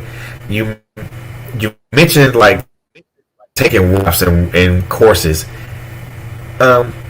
Let's to the younger writers, to writers that are looking to jump into this. How important is it to take those workshops or take those courses? Oh goodness, it's extremely important. Not only in the sense of sharpening your craft, because it's something that needs to take place, but also in just the ability to network and to meet other authors that are light years ahead of you. I was able to attend a workshop where there were some like jaw-dropping names in the workshop when it came to Christian fiction. We're talking people that have written 83 books, and or people that have been a New York Times bestseller and Amazon, like I'm like, oh, I'm an Amazon bestseller. These people have been New York Times bestsellers. And just listening to them and being able to sit at their table and hear the nuggets that they had to deposit, that helped my writing tremendously, because it gave me something else to think about and something else to kind of research and learn, or a new thing to add to what I already do. So it is more important, I think, to be a student of the craft than to, get to the point where you're like, oh, I wrote a book, I'm the bee's knees, I got it going on. Like, no, you don't. If you keep learning, chances are you won't even like your first book that you wrote, because you'll be like me and be like, oh my God, you read it? Was it okay? Like, I really want to rewrite it. First book was cringeworthy. Yeah, now, Look, like when I first wrote it, though, it was like, oh, I wrote a book, look at me, I did it. And then, oh, I wrote the second half, and look at me, I did it. Like, I still love the series. It still does very well.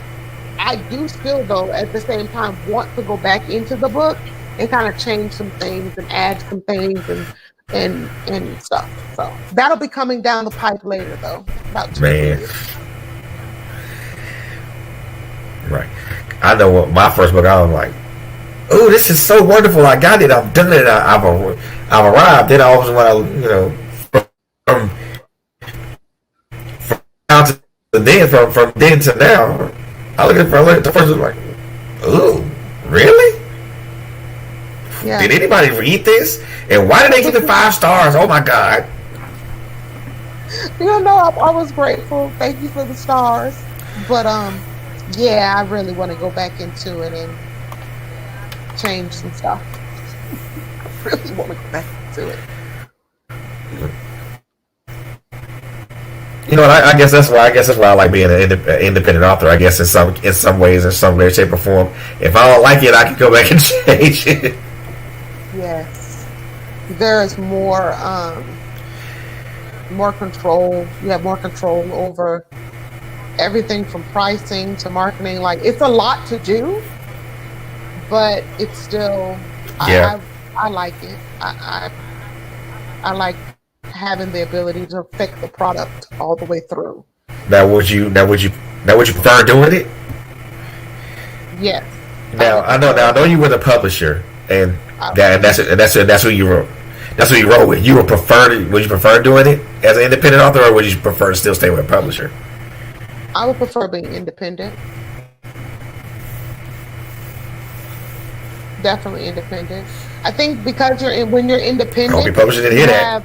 More no, my publisher was very supportive. When we because she still has books, so we still talk monthly because she pays. But she was very supportive. She was very supportive. She was like, if you ever need anything, I've actually messaged her a couple times. I'm like, I don't know what I'm doing. Should I be doing this? Like, she's amazing, and I think that a lot of the writing community is that way. There, you always have some bad eggs, but a lot of the writing community is that way. I would prefer to be independent because I love my readers. Of course. I like to touch and talk. I like the fact that they can message me or email me and say, hey, I really like this, or I didn't like that, or have you thought about, like, I like that. And my fear is that if I sign to a big publisher, I'll miss having that reach with my audience. Right. Right. And since we're talking about reach, how important is it to, number one, to maintain that reach with your audience? There is a book called 1,000 True Fans. And there's this guy's theory that if you have 1,000 true fans, you can basically do it full time because they're going to always be reading. I think that the reach is very important because you want to build your tribe. You can't have Facebook can't be your website. Like they're not going to show it to all the people. I have in my private Facebook reader group, I have something like 290 members. My debut, its release day post only reached 17 people. So you have to have that relationship because the powers that be in the different facets, they're not going to show it to everybody. Everybody's not going to know. So, but if you have a relationship with people, if you have your own email list, then you can control the, 170, however many email list persons you have. You can control what they see, and you can form a more intimate relationship. Oof, yeah, that now that is very important to do that because like you mentioned earlier, you upon release of this one, it only reached 17 folks out of 200 some odd people, and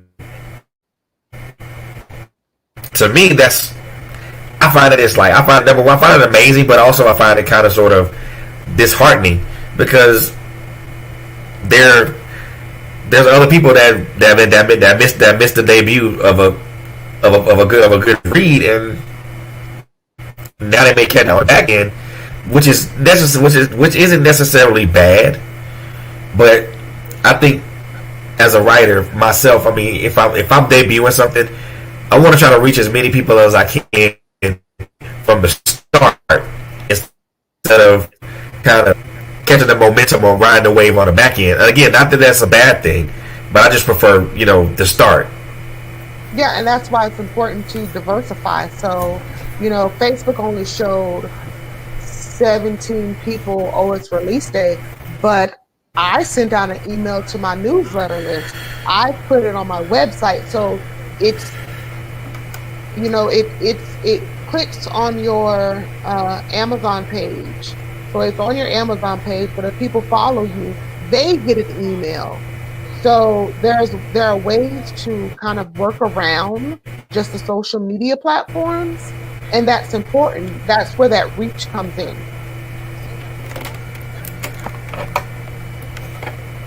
Yeah, so important to be able to reach out to people, especially when you have something that's a good book or something that's good like this, And I think, and I guess I'm just gonna say this and just be extremely honest right now with the literature I would say black and brown literature as a whole. And again, and I apologize to any author, anybody that listens, that sees or hears this.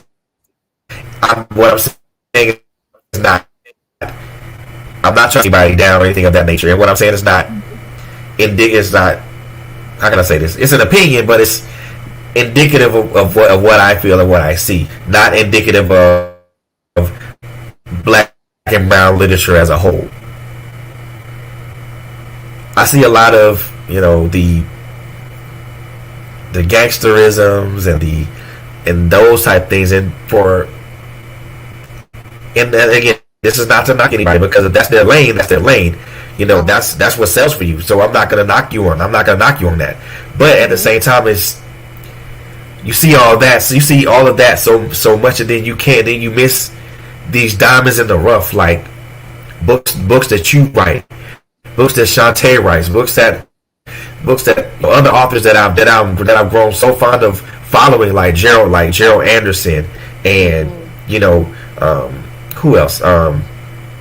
T.B. Scott, and so many other authors that I follow personally on Facebook.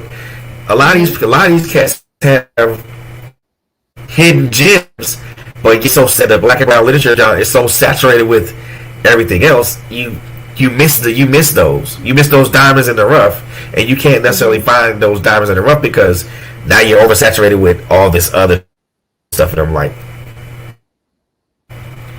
you have to dig through to find those diamonds in the rough. And again, anybody that's watching or listening to this, what I'm saying is not a knock on what you guys do. I promise you, I support authors of all genres, irrespective of what you write. What I'm saying is just that the black and brown genre, literary world as a whole, is oversaturated with so many other so much, the gangsterism and stuff like that. The way I look at it, there's no balance. there. You have this that outweighs the rest of them, and then you can't get. And most people who prefer to read books like yours, don't find them because there's no real balance in the genres and also the subgenres. I think that it depends on, again, so social media is a big algorithm. If we're talking social media based, so if you're following secular or gangster type books, what if you click on one? Let's just say something goes by, you click on it, right? So because you've clicked on it, now Facebook's like, oh, you like guns and hoes, so we're going to show you all the books that have this in it. Just like if just like if you clicked on, I made the, not mistake, there was a Christian brand that came through. It was a t-shirt brand. So I kind of clicked on it because I wanted to see what it was.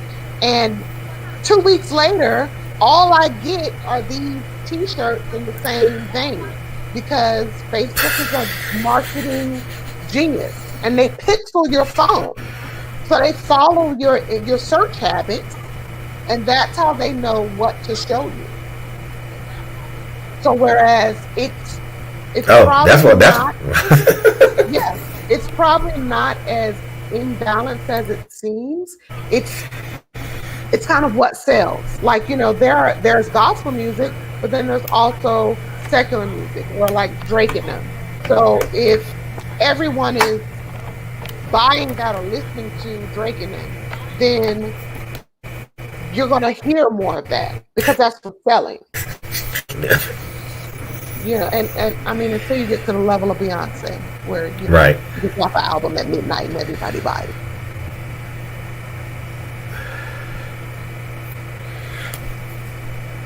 Right.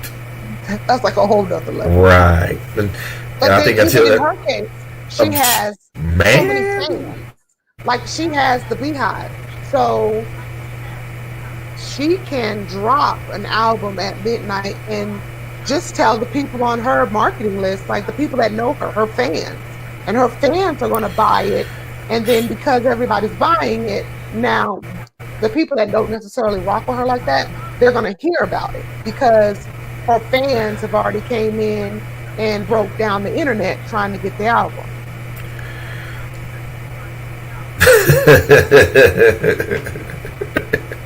Yep. Oh man. It's funny, but it's true. It's so very true. I mean, and you bring out something that I thought about for a long time, is that it's important to have at least a base level of people that follow you. Yes, and they have to be readers. Me too. It can be 5, it can be 10, but as long as yes. Oh my gosh. I learned that in the book I just read it. It was talking about so you release your book, right? And the thought is you want your mama, your auntie, your cousins, and all of them to buy your book. But in actuality, if I write Christain fiction, but my uncle reads mysteries, I don't necessarily need him to buy my book on the first day. Because what the Amazon algorithm does is it looks at who purchased the book and what they read. And then it shows people based on what they read. So if you're not a Christain fiction reader, it does me a better service if you get the book later and everybody else that does read the genre gets it now. Because then Amazon says, okay, this is a Christain fiction book, so we're going to show it to these people versus this is a good book, but we don't we don't know where to put it. Right. And man, the algorithms, man. Oh boy. It's a business. It's almost like.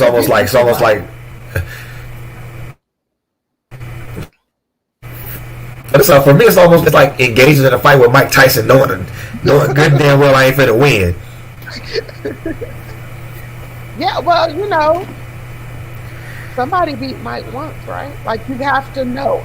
So if we talk about it in terms of boxing, Muhammad Ali, like, I've watched some of like the old interviews and stuff and read some things, and he talks about knowing, not only having confidence in himself, but kind of knowing his opponent.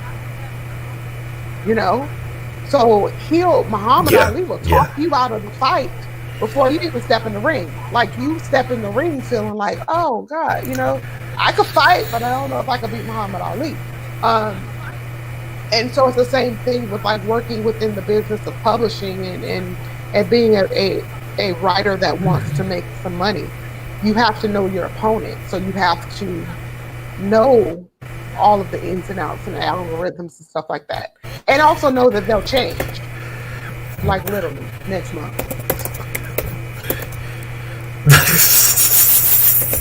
Like, man. Like, literally.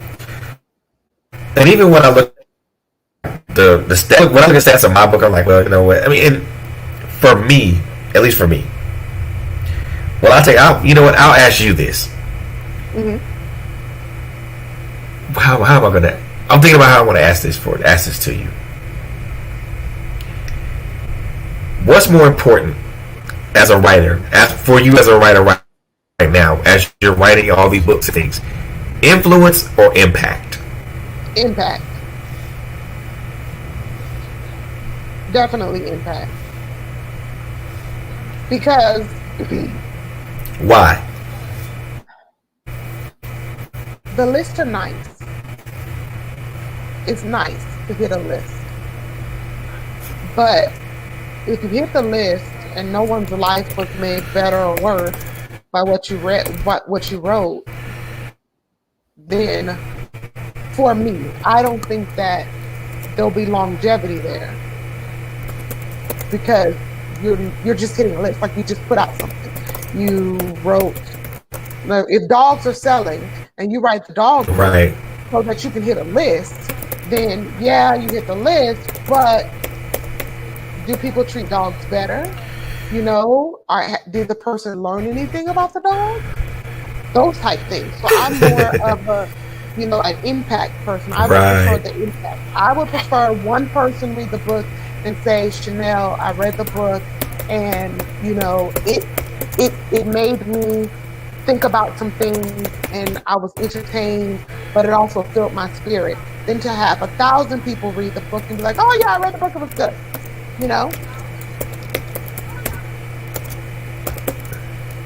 Wow.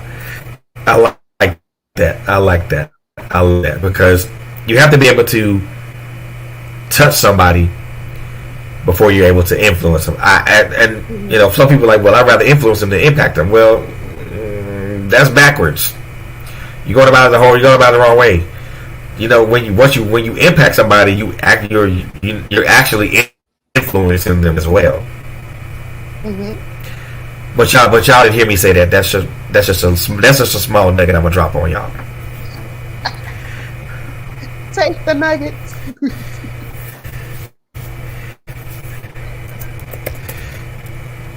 So I'm gonna give you this time.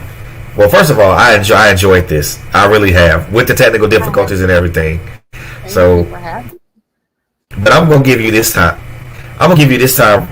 Oh, you're so welcome. But I'm gonna give you this time right now to shamelessly plug yourself and just do it. Just plug yourself. You actually have the floor. Well, thank you. My books are Christain Fiction, as we talked about today. The latest release is Living a Blessed Lie. It is about 4 best friends who, you share everything with your best friend. However, somebody is not telling the truth. Their social media status and their lifestyle are completely different. Ooh. So we are Living a Blessed Lie, which released today. It is available in ebook and in paperback. The ebook is $1.99 and the paperback is $5.99. Then also, Sitting on the Fence is out as well. It is book two in that kind of vein of a story. It is the story of Rue, who is a Christian woman, but she is not a cookie cutter Christian. She has an out of the box mentality when it comes to what a follower of Christ should be. And that kind of lands her into a couple of situations that are very intriguing. And all available on Amazon. Now, where can everybody find you on social media? So on social media, I am on Facebook and Instagram at author She, She Nell, Nell, two words. And then I'm also at ChanelInc.com, which is my personal website where I do a blog weekly about reading, about writing, and about the Christian fiction genre. All right, now y'all better go check out, man. Y'all go check out her website because I've actually checked out some of the stuff that she on her blog, man. It's really, really good. So you guys, if you're a writer or if you're someone that's a reader, you guys will catch some good nuggets off of that.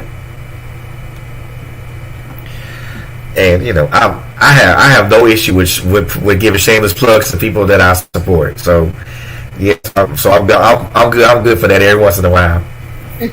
Boy, appreciate it, definitely. Oh, most definitely, man. Like I said, writers like you and Shantae, and Mr. Anderson. I mean, I haven't had him on here yet. I'm most definitely gonna try to get him on here, and I'm definitely gonna try to find Shantae and see if I can, kind of convince her to come on. But but it's writers like you guys that that I'm always inspired by, even though my inspiration came from an unconventional source. But I'm always inspired by other writers and other people, other writers. Like it's writers like you, Shantae, Jeremy, Mr. Anderson, Quint Jones, and also Colleen Williams. You guys are the ones that inspire me to write. Now to continue writing. Now I have a whole plethora of other people that I look up to, and I love to watch. I love to watch their works. But it's the ones that I've grown into having relations with. I tell you, over the times that the one event that we all had, that we all were there together, and then the 3 or 4 times that me and Shantae were at a Barnes and Noble, and man, I love those, because those are things where you can learn from people. Yes, I would love to do another book signing. Oh my goodness, I really would. I have one coming up. There's a Juneteenth event in Tampa Park. There's a Juneteenth event, and I'll be there. And that's my first one since COVID. COVID definitely changed some things, because I missed it. I miss being able to talk to people and talk to writers and kind of see people face to face. So I'm glad it's not over, but we're kind of getting back out there slowly but surely. Yeah, kind of like on the home stretch of it, perhaps, maybe. Hopefully, prayerfully. Yes, indeed. I know we're coming up to the end of our time, but I personally want to thank you for coming on to the Office Alley again and blessing us with your presence and letting our viewers know what you have going on. And I'm in awe of everything that you do. I love it, man. You like I said, you and Shantae are the people that I try to follow as much as I can, because I want to keep my ear to the ground on what you guys are doing, and just to have this type of relation, from author to author, it's good, because you can always bounce stuff off. You can always bounce stuff off each other and always get the feedback that you need. Definitely. So thank you so much for having me. I absolutely adore the show and the new format. Pleasure was all mine. Oh yeah, audio video. Yeah, it's. Yeah. I'm actually loving it because it gives me a more personable way to talk to people. But I thank you for coming on, man. I appreciate you, and I'm gonna say this: you have an open invitation to come back whenever you want. Yay! I'll be back in the fall. Oh, cool. That's what's up, though. Hey, look. So let's talk about that and let's talk about that and set it up. Yeah, definitely. We'll definitely do that. Yeah, I'll be So back in the whenever fall. you're ready to come back and set it up. Yeah, definitely in the fall. I have a couple things dropping in the fall and a couple of events and stuff. So I would love to come back. Ooh, cool. Now I guess we're going to have to make sure it's not during an Alabama or Georgia game. So Definitely not during an Alabama. I'll just do that out there.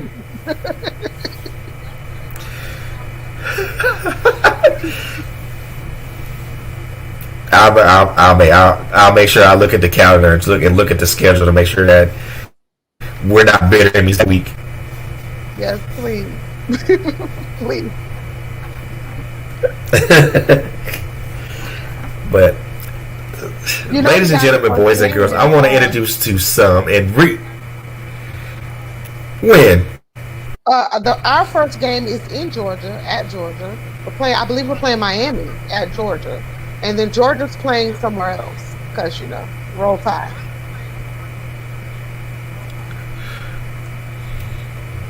I can't with you.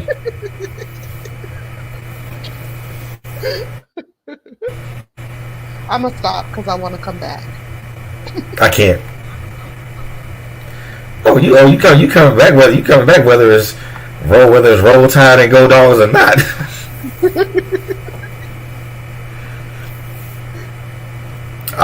I'm just going to have to stop. I'm just going to have to grin. I'm just going to grin and bear it. Yes. SEC champions, that's all I'm saying. National champions, you know what it is. Eventually, somebody gonna dethrone them. I'm just saying. I mean, some teams rebuild, we reload. So we'll see. We'll see.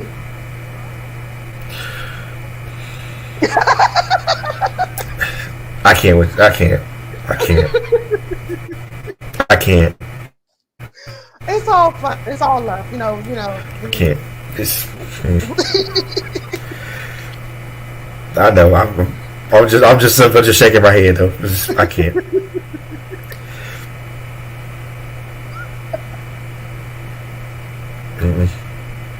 All I know is that when they between the hedges, they better know what's up. We'll be ready. I can't. See, you know what? Yeah, I see. I'm gonna have to wait. I'm gonna have to wait till after that week that Georgia Alabama they make sure fully recovered from that whooping, if it's a whooping. It'll be a good game. Whatever it is, it'll definitely be a good game. Oh yeah, I mean, we both know that the SEC is probably the toughest league to play in college football, right? Definitely. So anybody that come around there, they better bring their A game or get run over. Yeah, all of the teams too. I mean, not just Alabama because I love them, but all of the teams are very much powerhouses. You can. They can't do what the teams in the SEC.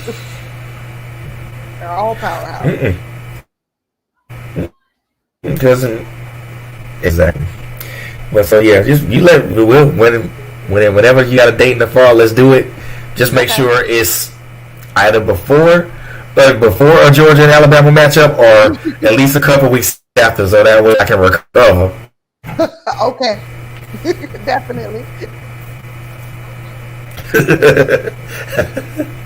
But I enjoyed this, man. I really did. So I thank you so very much for coming on and just blessing us with your presence, and also just imparting knowledge, but also letting everybody know about your work. having me. I look forward to our next meeting. Oh, indeed. So, ladies and gentlemen, boys and girls, I'd like to introduce to some, reintroduce to others, my sister, Christain Fiction author She Nell. Look, go check out her website. Go check out her books. I guarantee you, you will not be disappointed. I guarantee you. Her mission statement is to entertain and edify, and I guarantee you, you will be, after you read one of her books, both of those missions will be accomplished. So go check her out, man. She's a great author. She's a great person, and I consider her a great friend. So do me a favor. Go check out her books, man. She's a great writer, and she's a great person. So if you happen to get, and please, I cannot stress this enough.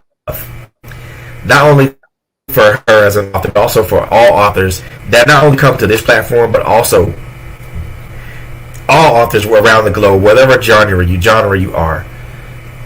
If you're a reader, please,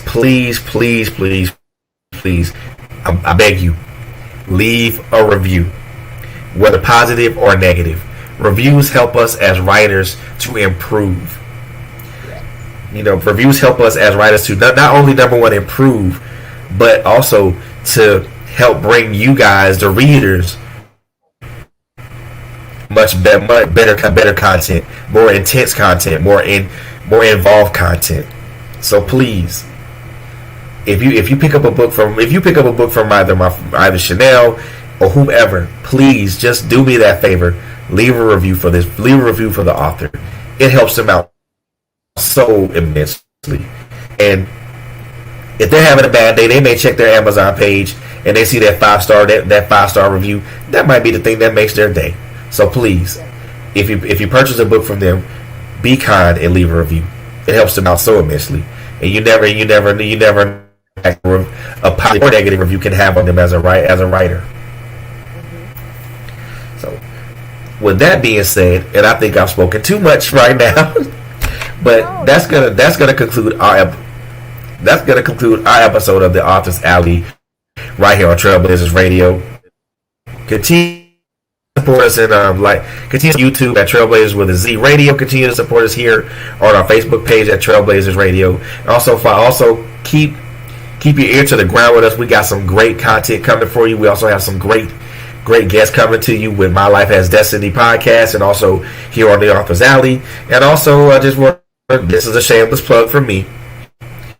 So, June the 1st, I am going to be premiering a standalone podcast, which is going to be audio only, called Unpopular Opinion, where I speak my unpopular opinion on a variety of things. It's an audio podcast. It's going to be like a quick hitter, so it won't be longer than 10-15 minutes, maybe no longer than 30 minutes. But I think folks are going to enjoy it, and I'm going to speak on a lot of topics that I don't normally speak here on this platform. But it's gonna be a good thing. Again, keep your ears on the ground with us, because we have some great guests, some great events that are coming down the pike with you guys. And I want you, and you guys won't be disappointed. I promise you. And with that being said, I want to wish you all a good night. Also want to let you guys know to please take care of each other, be safe out here, and enjoy this long weekend. And also, please remember Memorial Day is Monday. Please remember those who gave the ultimate fight in defense of this country. Please remember those people, because their sacrifice was not in vain.